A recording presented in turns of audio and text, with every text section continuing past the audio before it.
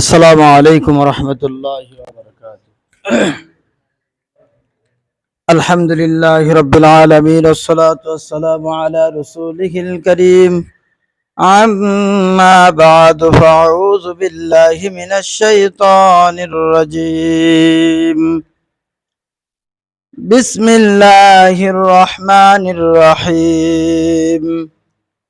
والذين جاهدوا فينا لنهدينهم سبلنا إن الله لمع المحسنين. আলহামদুলিল্লাহ, আল্লাহ পাকের গোলাম নবীর উম্মতগণ আল্লাহ সুবহানাহু ওয়া তাআলার দরবারে লাখ কোটি শুকর আদায় করি যে আল্লাহ সুবহানাহু ওয়া তাআলা আমাদেরকে অত্যন্ত দয়ার মেহেরবানি করিয়া দুনিয়ার সমস্ত ফিতনা ফাসাদ থেকে হেফাজত করে পবিত্র অবস্থায় তেনার পছন্দ ঘর বাইতুল্লাহর টুকরা মসজিদ ঘরে আমাদেরকে একত্রিত করেছেন। সে আল্লাহ তাআলার দরবারে লাখ কোটি শুকর আদায় করি, সকলে বলি আলহামদুলিল্লাহ। অসংখ্য দরুদ ও সালাম বর্ষিত হোক আকায়ে নামদার তাজদারে মদিনা জনাবি মুহাম্মদ রাসূলুল্লাহ সাল্লাল্লাহু আলাইহি সাল্লামের প্রতি, সাল্লাল্লাহু আলাইহি ওয়াসাল্লাম, সাল্লাল্লাহু আলাইহি সাল্লাম। সম্মানিত হাজিরিন, কথা অল্পই ভালো যদি কথা দামি হয়, আর যদি কথাগুলা মন্দা শোনা এবং বোঝা যায় এবং আমলে রূপান্তর করা যায় তাহলে কথা অল্পই ভালো। অনেক কথা বললাম, কোনো আমল নাই। বন্যাওয়ালা বললো, শূন্যওয়ালা শুনলো, নিজের ইসলার কোনো উদ্দেশ্য নাই, নিয়ত নাই, কোনো লাভ হবে না, বরঞ্চ ক্ষতি হবে। তাই অল্প সময় মানে আলোচনা হবে। দুই সালের মধ্যে আমি যে আয়াতটা তেলাওয়াত করছি, ওয়াল্লাযীনা জাহাদু ফীনা লানাহদিয়ান্নাহুম সুবুলানা, যারা আল্লাহকে পাওয়ার জন্য চেষ্টার মুজাহাদা করে, ইন্নাল্লাহা লামাআল মুহসিনিন, আল্লাহ তাদেরকে সাহায্য করেন। বলি সুবহানাল্লাহ। এখানে চেষ্টার মুজাহাদা বলতে আলিম ওলামা এটা ব্যাখ্যা করেন এবং তরিকতপন্থী আল্লাহ ওয়ালারা একটা ব্যাখ্যা করেন। এখানে আলিম ওলামা যেটা ব্যাখ্যা করে যে তুমি আল্লাহকে পাওয়ার জন্য চেষ্টার মুজাহাদা করো, আল্লাহ তোমাকে অবশ্যই করবে। আর তরিকতপন্থী আল্লাহ ওয়ালারা বলেন যে দেখো, তুমি একাই চলবে না, কারণ এটা এমন পথ যে পথে পুরাটাই কাঁটা ভরা, সুরঙ্গ একটা রাস্তা আছে, সিরাতুল মুস্তাকিম যে পথকে বলা হয়েছে, চারিদিক থেকে আপনাকে আমাকে আটকে ধরবে এই পথ থেকে বিচ্ছিন্ন করার জন্য। তাই আপনি একাই চলতে পারবেন না এই পথে। এই জন্য বর্তমান সারা বিশ্বের মধ্যে দামাত বারাকাতুহুম আলিয়া উনি একটি কবিতা গেছিলেন, যারা প্রেমিক বিনে পাইবে না রে এই না পথের সারা, হাজার পথের মাঝে শুধু সেই পথেতে প্রেমিক জনে চালায় প্রেমের রথ।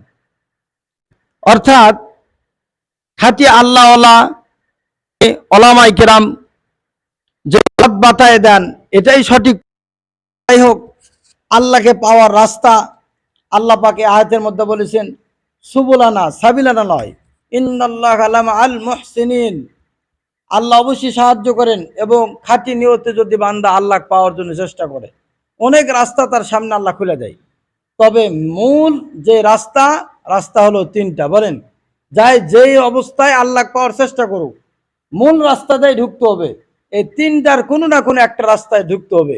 তবে কোনো রাস্তা দূরে হবে, কোনো রাস্তা মিডিয়াম হবে, কোনো রাস্তা সংক্ষিপ্ত হবে। তবে আল্লাহকে রাজি আর খুশি করে কবরে যেতে হবে। আপনি এখানে রাজি করবেন না, ইমান তো আনিছেন, কবরে শাস্তি খাটা লাগবে, হাসরে শাস্তির সম্মুখীন হওয়া লাগবে, অপমান অপদস্থের সম্মুখীন হতে হবে। কোরআনে পাকের মধ্যে আল্লাহ বলছেন যে তোমরা সেজদা দিয়ে দেখাও, একটা রুকে একটা সেজদা দিয়ে দেখাও। ইয়াউমা ইয়াকশাফু আন সাকি ওয়া ইয়াদউনা ইলা সুজুদ। নামাজ তো পড়তেছো না, পড়ার ভালো লাগতেছে না, সমস্যা নাই, সেদিন সবাইকে ইমানদার যারা তাদেরকে জিজ্ঞেস করবে, তারা বলবে আমরা নামাজ পড়ছি তো আল্লাহ, বহু নামাজ পড়ছি, একটা সেজদা একটা রুকু ব্যবহার হলো। তো দেখা গেছে তারা সেজদা দিতে যা উল্টা গাদা হয়ে যাবে। বলে নাউজুবিল্লাহ। অনেক কথা আছে, যেহেতু শর্টকাটে কথা আমি একটু ধারণা দিতে চাচ্ছি। তো সেটা হলো, এরপরে এই ব্যক্তি জাহান্নামে যাবে, কিন্তু ইমান আছে। কতদিন খাটতে কতদিন খাটবে আল্লাহ ভালো জানেন। এরপরে উনি মুক্তি পাবেন যদি যাররা পরিমাণ ইমান থাকে। তাহলে বোঝা গেল এই খাটাই কিন্তু আপনাকে রাজি খুশি করার লাগে চাল লাগে।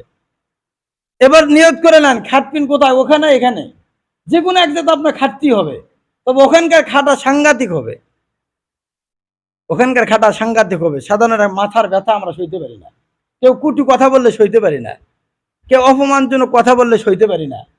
হ্যাঁ, আর সেখানে গোটা শরীরে আগুন ধরে দেওয়া হবে। দুনিয়ার আগুন একরকম, জাহান্নামের আগুন আরেক রকম। ওটা ধরবে শরীরে, যা লাগবে কলিজার মধ্যে, শরীরে লাগবে জাহান্নামের আগুন, ধরে দিবে শরীরের মধ্যে, কিন্তু লাগবে কলিজার মধ্যে, সাংঘাতিক।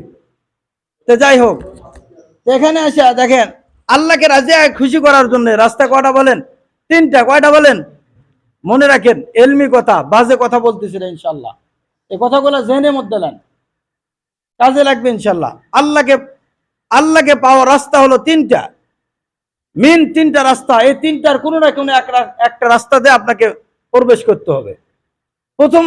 প্রথম নাম্বার রাস্তা হলো শরীয়তের সমস্ত হুকুম হাকাম মানতে হবে আপনাকে, এটা এটা একটা রাস্তা। আরেক রাস্তা হলো মুজাহাদার রাস্তা। এই মুজাহাদার রাস্তা কি বলে? গুনাহ করবেন না, কোনো শরীয়তের হুকুম হাকাম অমান্য করবেন না, কিন্তু কোনো কারণে হয়ে গেছে, আপনাকে তওবা করে আবার স্যালেন্ডার হয়ে আবার আত্মসমর্পণ করতে হবে। এই রাস্তা কি বলা হয়? তরিকতের রাস্তা। এই রাস্তা কি বলা হয়?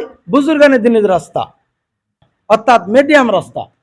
এর চাইতে দ্রুত, অর্থাৎ আপনি আজকে আল্লাহকে পেয়ে যাবেন। সুবহানাল্লাহ বলেন। কিসের রাস্তা বলেন তো? আজকে আপনি আল্লাহ পেয়ে যাবেন, এমন কি রাস্তা আছে?